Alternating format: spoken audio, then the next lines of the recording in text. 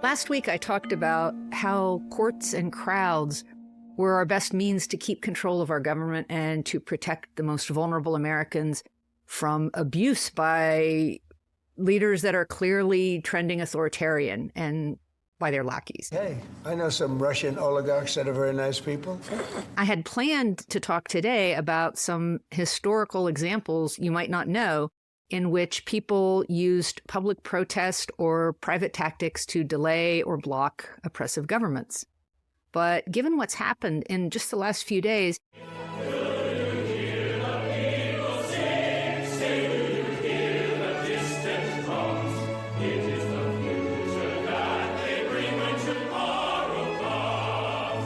I want to take a good part of this episode to focus on what's happened in the courts and the kinds of protests that have taken place and been successful just in the last few days. Meanwhile, today, 21 members of the U.S. Digital Service, the agency that Musk turned into the Department of Government Efficiency, resigned, posting online that they won't use their technical expertise to, quote, compromise core government systems, jeopardize Americans' sensitive data, or dismantle critical public services. Amid all the bad news, it can be easy to miss just how much has been accomplished. So first, let's look at the courts. So taking a moment to get the panoramic view, I want to point out that more than 90 cases have been filed against the new administration in the 5 weeks since Trump took his oath of office.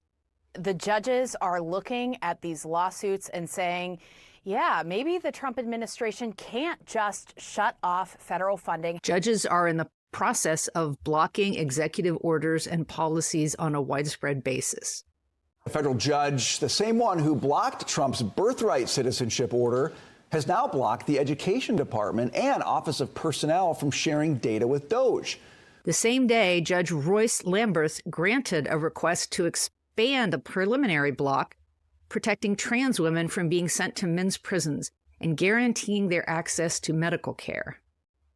And the same day, a court blocked enforcement of an order allowing Department of Homeland Security agents to detain immigrants in and near churches without a warrant. It's where we gather for worship. It's where we help to provide needed resources like food and clothing, ESL classes. It's where we take care of one another. Still on Monday, Judge Colleen Collar-Catelli was demanding to know who is the head of DOJ officially and how any team members working under the auspices of that project were hired. All these examples happened in one day. In so many ways, what this administration is doing is not only unprecedented, not only breaking norms, but is illegal.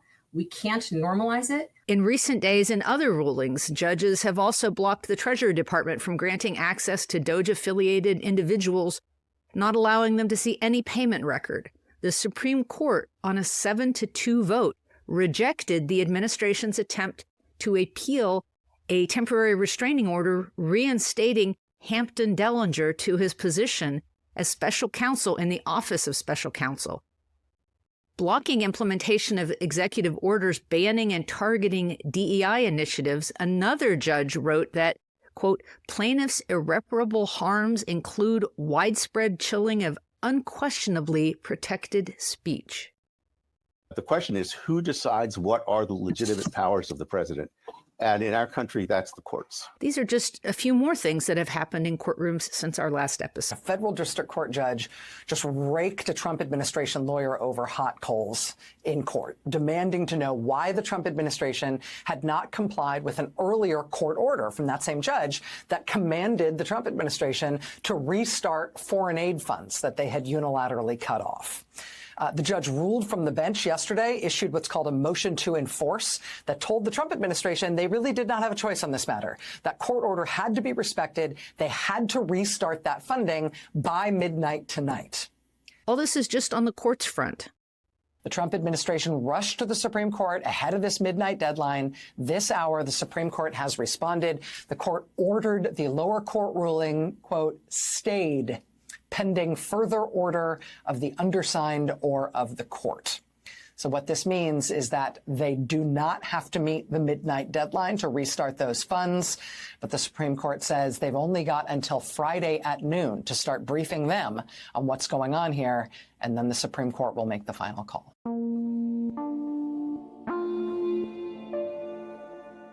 When it comes to protests, Americans across the country have been busy too. Protests can take a lot of forms. People can demonstrate in public or express their views in writing. They can mock public figures. They can privately offer help legally or illegally to those targeted by the government. They can slow walk or even quietly block implementation of policies they reject as immoral or dangerous to the public. They can vandalize buildings or vehicles. They can turn to violence. I'll talk a little more about violence in a minute, but I want to focus on nonviolent tactics for now. So what is the economic blackout? The idea is to not shop at any major retailers starting at 12 a.m. on February 28th. When Elon Musk demanded through an Office of Personnel Management email that all government employees make a list of 5 accomplishments from the last week and send them to him by midnight on Monday, random Americans wrote to him with song lyrics or insults, pointing out that his exercise was inane. Employees were not thrilled, leading some to respond with very rude emails listing fake, vulgar accomplishments, even sending links to graphic images of sex and scatological content. Now, Musk's attempt collapsed on itself under the weight of public ridicule, poor implementation, and the refusal of several agency heads to enforce his authority.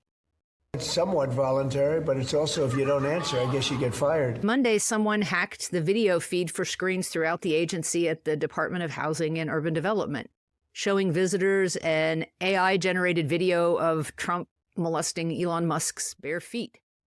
As many people have noted, intentionally or accidentally, Musk had 2 left feet in the video.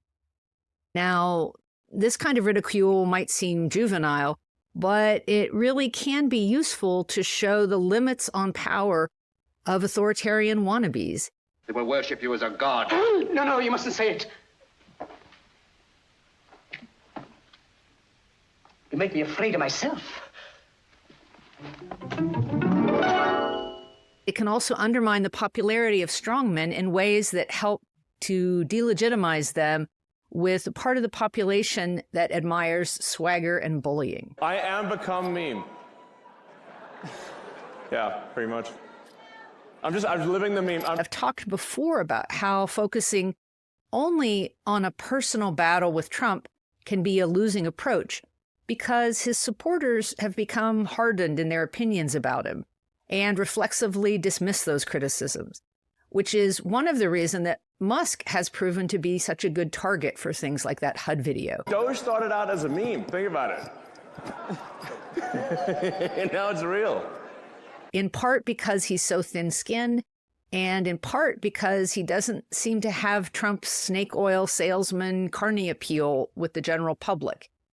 And if you can mock Trump by putting him in a relatively weaker position to Musk while you're mocking Musk, then that can be a really effective exercise. So, I mean, the sort of the left wanted to make comedy illegal, you know? Yeah. Like, you can't make fun of anything. So then it was like, comedy sucks. It's like, nothing's funny. You can't make fun of anything. It's like, legalize comedy.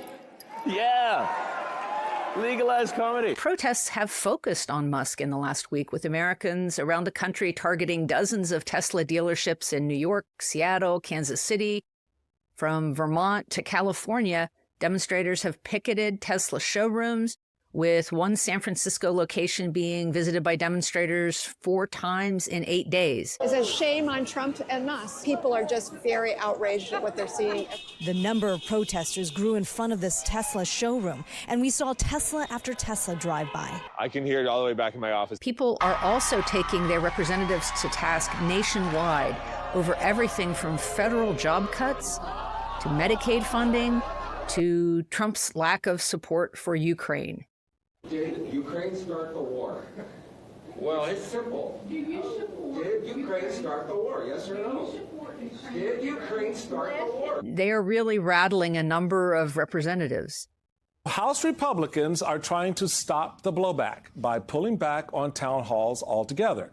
A Republican aide told NBC News that leaders are urging lawmakers to stop engaging in them altogether to avoid scenes that go viral. In the absence of those conducting town halls, voters and residents are still making themselves heard. How can you be represented by you if you don't have a voice in Congress? My friend Beth Macy reported from Roanoke this week, writing that hundreds of people showed up on Monday to protest outside Congressman Ben Klein's office, demanding a town hall meeting. He didn't show up, and staffers let in just 4 constituents at a time to hear their complaints. The protesters are showing up every Monday at noon to make themselves heard and to point out that he is not holding town halls. Some of you might remember the episode late last year in which I went to Roanoke to speak at a gathering put together by my friend Dina Imbriani, who decided to invite some of her friends together to help figure out ways to protect the most vulnerable people in her community.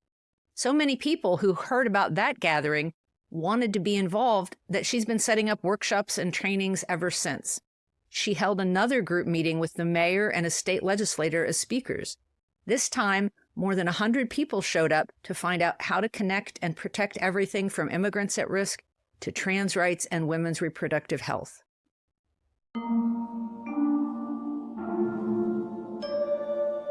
Many of these court cases and public efforts are going to continue for years. Many victories won't be definitive or final. Some of those losses can be fought and others can be appealed.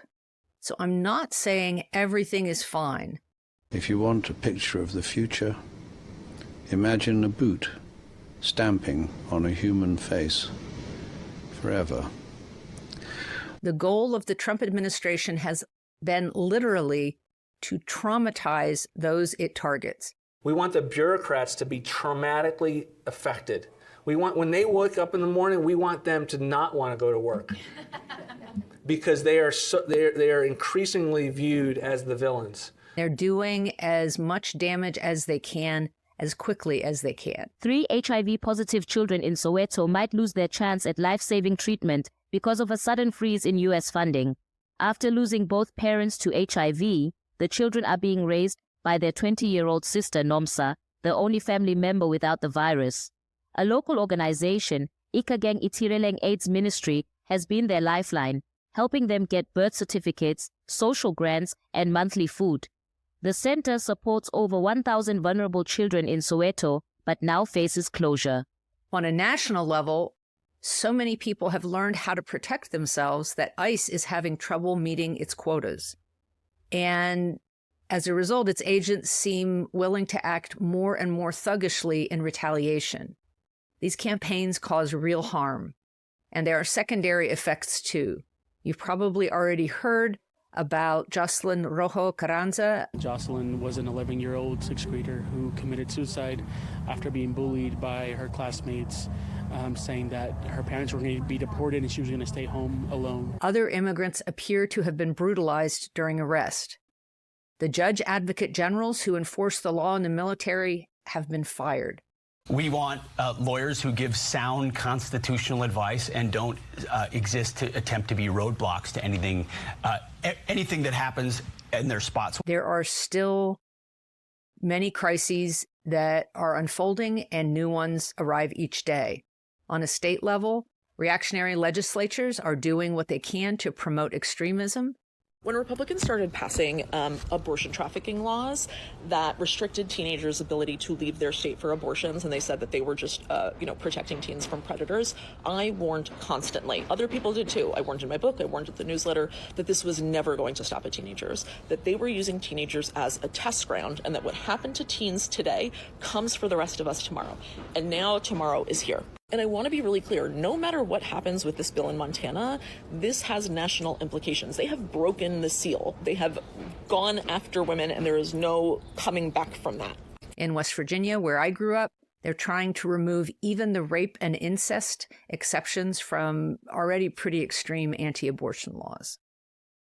But the people who want to do this kind of harm are, again and again, coming up against hurdles they have to jump, against trenches that they can't yet cross, and even some brick walls that our institutions and everyday Americans are putting in their path. These posters that you're looking at on your screen right now have been spotted in several neighborhoods. Now, they contain photos, names, and phone numbers of ICE agents, along with a message written in Spanish, which reads, "Careful with these faces." I've mentioned before that there are long histories of protests that show different ways it can work. There are so many great creative examples of people around the country today that I've ceded quite a bit of this episode to things happening right now to show you how people improvise and do great things in our current setting. But I do want to throw in some historical examples you might not know, because the sky is the limit when it comes to the potential variety of protest actions. By and large, we're not anywhere near the worst case scenarios, but I want to mention a few in which people nonetheless managed to find ways to gunk up the system. A Portuguese consul staffer in Bordeaux, France during World War II, Aristides de Sousa Mendes, helped what's been estimated to be between 10 and 30,000 Jews to flee the Nazis. He said, if so many Jews can suffer because of one Catholic, meaning Hitler, it's all right for one Catholic to suffer for so many Jews.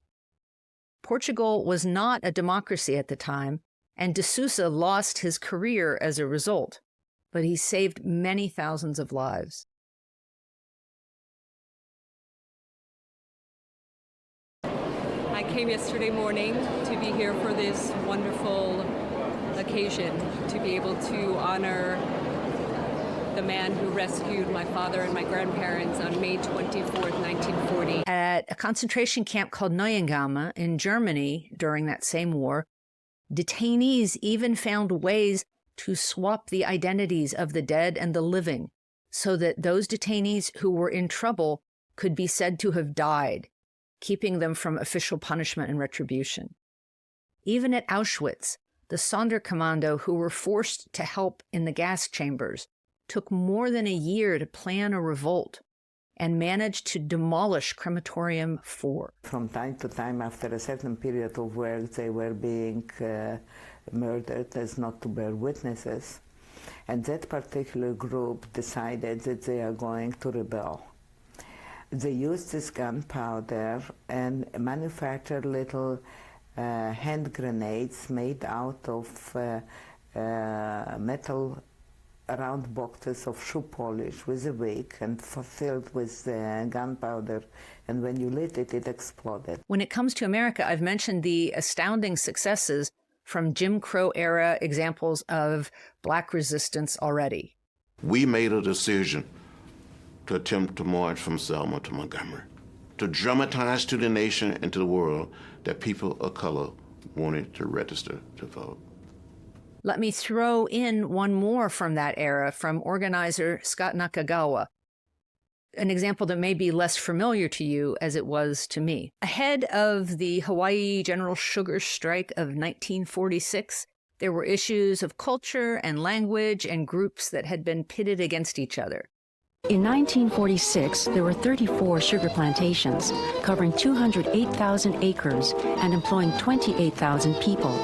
Some workers were higher paid than others, many of whom did not speak English.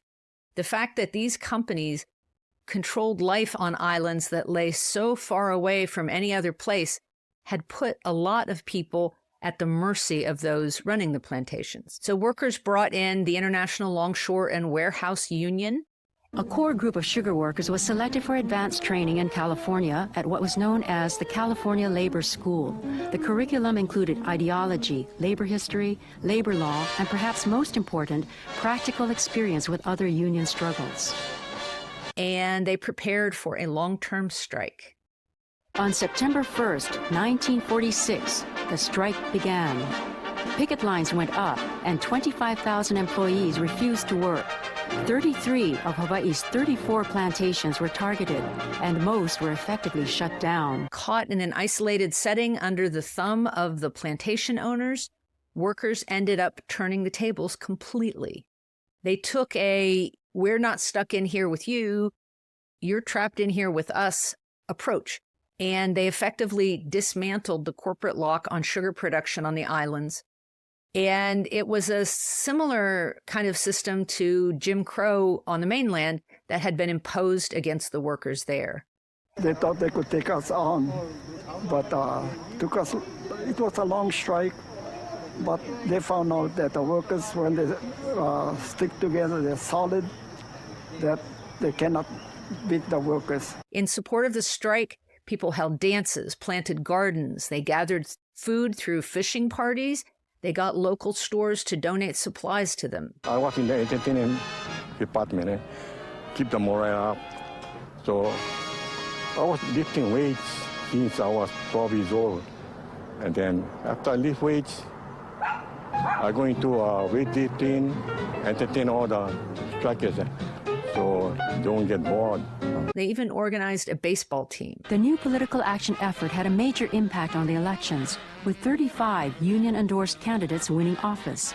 This new and powerful force in Hawaii politics marked the beginning of the end of Republican Party domination. I would say that Americans as a nation are not ready for a 79-day strike. And if we're lucky, we'll never have to take those kinds of actions against those kinds of odds.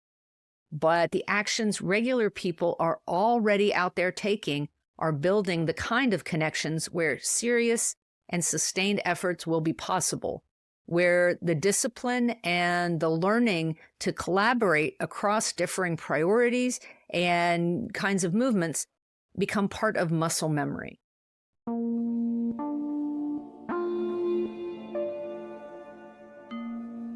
Now, I want to address two bits of feedback that percolated after last week's podcast, each of which went very different places. One person scolded me for lulling people into complacency, for making people think maybe the situation isn't that bad and that things are going pretty well. And I'll be honest, that comment did surprise me. So in case I haven't been clear, I do want to say clearly that just because I talk in a calm way about what could happen and suggest that we aren't well and truly screwed yet, that is in no way intended to suggest that we aren't in danger. The country as a whole is in danger, and many vulnerable populations inside it are at tremendous risk already. The moral to be drawn from this dangerous nightmare situation is a simple one. Don't let it happen.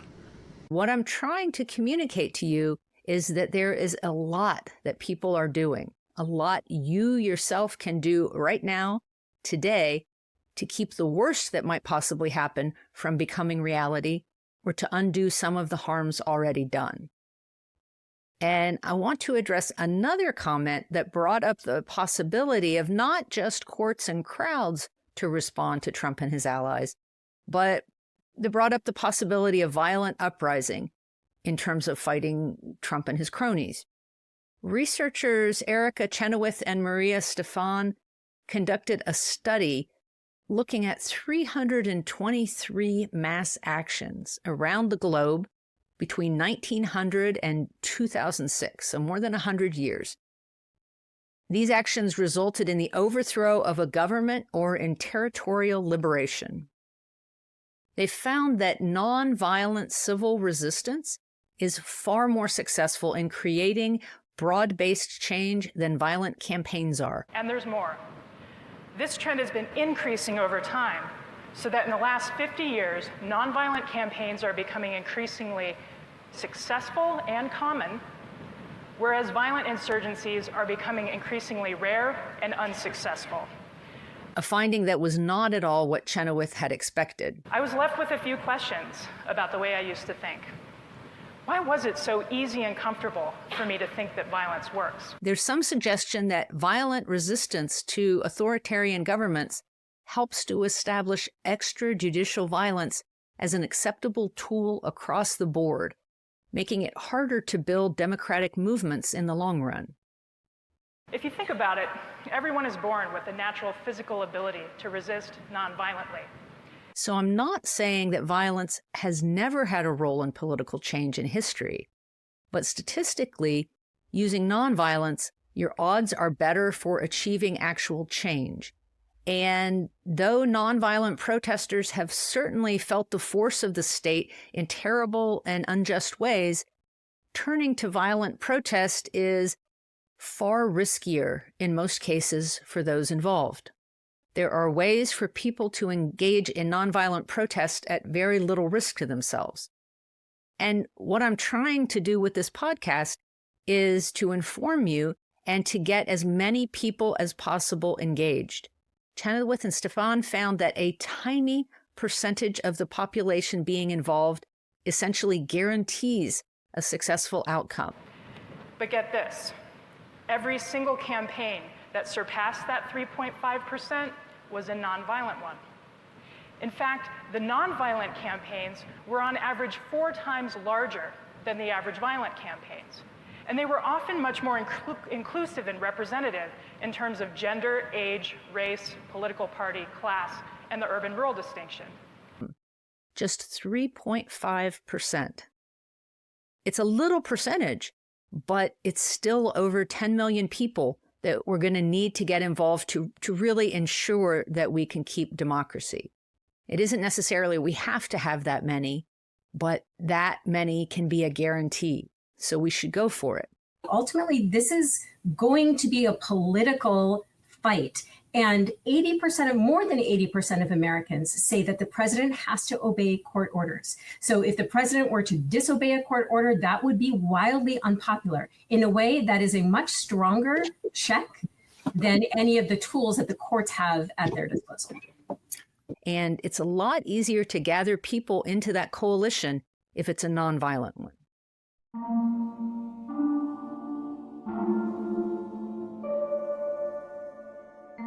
Like my friend Dina in Roanoke, you don't have to be experienced to make a difference. It can help, but expertise is not required in order to take action. If you want to know about upcoming gatherings, including more Tesla protests, the March for Science on March 7th, and more 5051 protests, you can look at Joe Katz's Blue Sky feed. I'll put that in Friday Link Roundup. If you're not tied into a community and you don't have easy access to creating one, there are lots of tiny but meaningful actions you can take. Garrett Bucks made a list of 30 of them, and I'll post that link on Friday as well. It includes wheat pasting signs, posting stickers, using sidewalk chalk to get your messages out, as well as one-on-one encounters in your daily life, and subscribing to newsletters. Have I mentioned that your paid subscription to my newsletter at AndreaPitzer.com can actually support this podcast? But the important thing to remember for today is that by wanting to address the harms happening, you are already part of a vast community, some of it working through institutions, some of it taking place in the street, but successfully defending against authoritarianism. It depends on you. We have the knowledge, we have the means to do something with it. All that's missing is those who have yet to act. And whether they've long realized the country was in danger, or whether they've just woken up to the crisis that we're in, there is room for everyone in this fight. And that's it. Thanks for listening to Next Comes What. Please share this with anyone who's looking for ways to help each other survive this mess. To support this podcast, please subscribe at AndreaPitzer.com and consider giving Next Comes What a 5-star review where you get your podcasts.